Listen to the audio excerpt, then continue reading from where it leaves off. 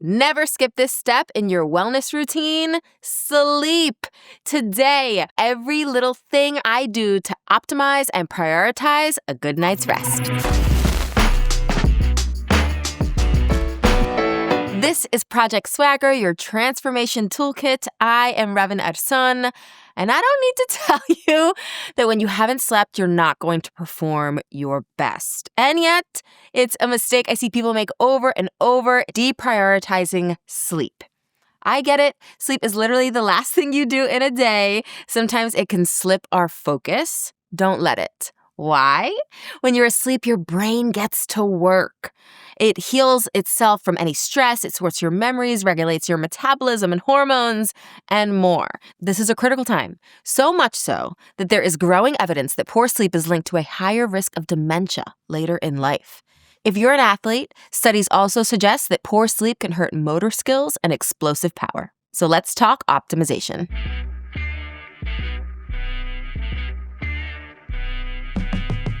My number one rule, I never get less than 8 hours, ideally more. I protect those hours by a pretty, detailed nighttime routine. I really start to wind down when my kids are getting ready to wind down. We have dinner as a family often around 5 before 6 o'clock for sure. Ideally, you are eating your final meal 3 hours before bedtime. Sometimes if I haven't hit my macros and I'm still hungry at like 8 o'clock, I might have something super small like 250 calories, like a protein yogurt or some berries, but nothing super heavy, something that I could digest really easily, or like a protein shake, literally just protein powder and water, nothing else. So I eat my dinner early. My phone is also in grayscale, so there's a way that you can turn the screen on your phone to have no color. And that really helps. And I have a little shortcut on the side of my phone, so I like click 3 times and then my phone is in grayscale. And I do that, again, around the time that my kids are like in the bath. It keeps my phone less interesting. And so I'm less likely to like continue to check emails and continue to refresh all the things. If I do have to be on my computer, I will always put on red glasses with red frames. That eliminates the blue light. I have a tendency to wear those every single night, and I wear them even if I'm going to go out. Like I'm going to go to a concert with a lot of lights, and I will wear those. I will be the sunglasses at night girly, and I find that helps my melatonin production. I really, really find it cozy and inviting to read with a red light. This also is a cue for me to get my book out and get my journal out if I didn't do that in the morning when I made my bed. And again, you're eliminating the blue light. Sometimes I will read with the red light and the glasses on, and it's like a whole cozy red light vibe situation in the bedroom. It really, really helps. My bedroom is also crispy cold. It's 65 degrees. I put the shades down. I have even like romanticized everything from my bedding to what I sleep in. I want the getting ready for bed to feel like it's a luxury.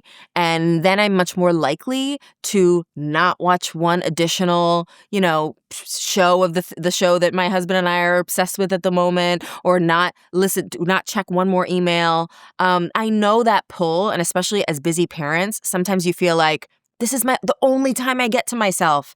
But I know that tomorrow version of Robin is going to feel a lot better having gone to bed on time. These are actionable steps to optimizing your sleep.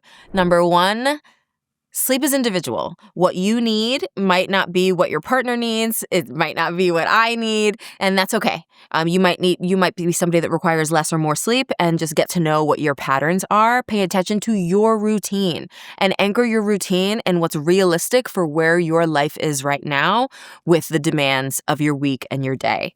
Track what works for you. Use the trackers as a tool. I find that my sleep tracker is that little nudge, that little carrot to put my phone down 10 minutes earlier, to pick up my book 10 minutes earlier. And consistently going to bed those 10 minutes earlier over a 7-day period actually really aids my sleep efficiency and the architecture of my sleep, actually. And notice what disrupts you. Notice whether temperature and light are impacting you. If you've never slept with an eye mask, first of all, like, I don't know who is in their 40s not without an eye mask. Like, I looked at Drew the other day. He was on the plane. I had my eye mask. I had my whole situation. I was like, babe, where's your eye mask? He's like, I don't think I have an eye mask. And I was like, sir, this is why we differ. This is why we differ. I literally have 4 versions of an eye mask, and I like wash them, and there's a whole rotation. So anyway, get yourself an eye mask, please. Try it out. You might not even know that the architecture of your sleep could be improved until you try some of these things. I also have a white noise machine. I have one for travel, and I have one in the bedroom. And I really, really tried to block out anything that's going to disrupt my sleep. And then, of course, things happen. I have a 2-year-old. I have a 5-year-old. Sometimes they come in and they wake me up before I want to be up. So life happens, but you are going to be much more adaptable if you are consistently sleeping well. If you're wired at night, it might not be a sleep problem. It might be your nervous system. So try this. Try 5 minutes of slow breathing before bed. Inhale for 4, exhale for 6. You want the exhalation to be longer than the inhalation. Longer exhales signal safety, and safety allows for sleep. So 5 minutes. I really like the Peloton sleep meditations, by the way. Breath work will really help with that. And then legs up on a wall. I actually sometimes do the legs up on a wall and the longer exhales at the same time, because who doesn't love a multitasking queen? Set a mental shutdown ritual. If your brain races at night, schedule a 10-minute worry window earlier in the evening, literally 10 minutes. And it could be a journaling session. It could be just unloading your to-do list for the next day, or prioritizing, what you need to do in the morning to make tomorrow a win. Sometimes that allows that thought loop to cease and end it with one sentence. I have a plan for tomorrow, and then you shut it down. And this might be a surprising piece of advice. Stop trying so hard to go back to sleep when you wake up. I did this when my kids were infants, and I couldn't fall back asleep either because I was so attuned to them, or I heard a baby, or I was just like breastfeeding. Lord knows what was going on with my body and my hormones. If you're awake for more than 20 to 30 minutes in bed, tossing and turning, get up and then return to bed when you're sleepy. I found that instead of wrestling with that feeling of restlessness in bed, getting up, and this is when I started listening to really chill podcasts or an audio book, but I would do it sitting up in the chair in my room. And then when I was sleepy again, I would get back to bed, because I want the association with my bed to feel like sleep, not sleep anxiety. Sometimes bad sleep just happens no matter what we do. How do we recover?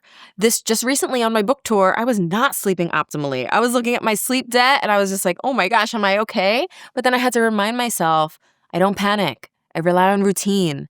You get back into your routine whenever you can. You control what you can control. I get light immediately first thing in the day. I move my body even when I'm tired, and even if my workout looks differently than what I planned.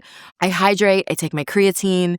I reduce intensity where needed, of course, and I protect the next night. I try not to have more than 2 nights in a row where I am out of sorts. Again, jet lag, things like that are going to throw variables in. But this is where your final call to action comes in. Track one sleep metric for 2 weeks and set a minimum sleep standard. Start to understand what your body and your life stage requires for your minimum effective dose of sleep. And remember, build your wind down like you build your workouts. Take advice from Brian Johnson. You're a professional sleeper. Make your bedroom sacred. Romanticize it. Protect your next night like it's training day. And let me know how it goes.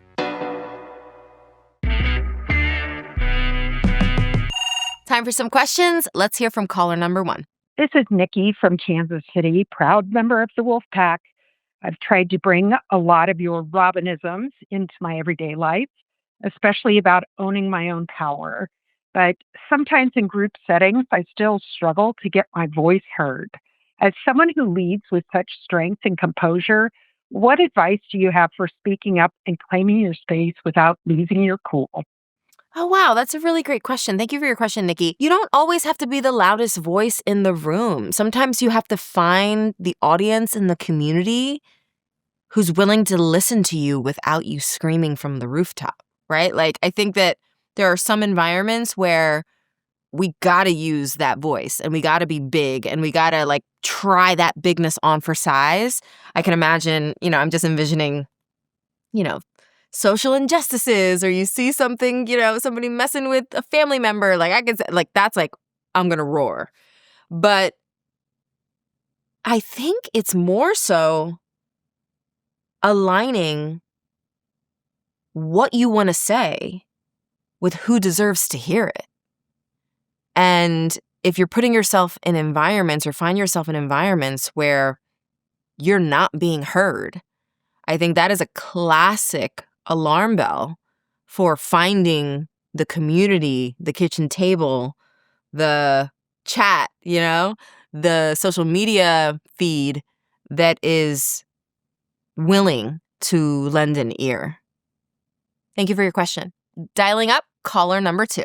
My name is Kim Ortega, and I am from Los Angeles. I am calling today because I have registered to run my very first full marathon in April. I have been a runner for a number of years, and half marathons are my jam. But I registered as a charity bib runner, and I am raising money for a sober, active community that has had a huge impact on my life and my sobriety. I really want to cross that finish line, and I am so in my head about it. I am so scared that my body is going to shut down or that something will go wrong. I am calling today to hopefully get some advice on what to do when the fear and the doubt kicks in. Okay, so Kim, let me tell you straight, baby. You are borrowing tomorrow's problems. You are borrowing tomorrow's worry. And it is completely natural, but you need to trust the training. You need to put that energy into the next actionable thing, which is going to be the next run, the next workout, the next night's sleep, the next meal that is going to give you energy. When the next step feels insurmountable, you need to make that step even smaller. And when the chatter in our head is getting really loud, you need to extinguish that energy or like dilute that energy a little bit by focusing on the next action. It's completely normal, especially when we have something that we've never done before and we're really nervous about it. First of all, nerves mean you care. Second of all, the entire framework for getting across the finish line is there to do just that, get us across the finish line. So I always say the confidence and success leave clues. Allow those pieces of your training program to leave clues.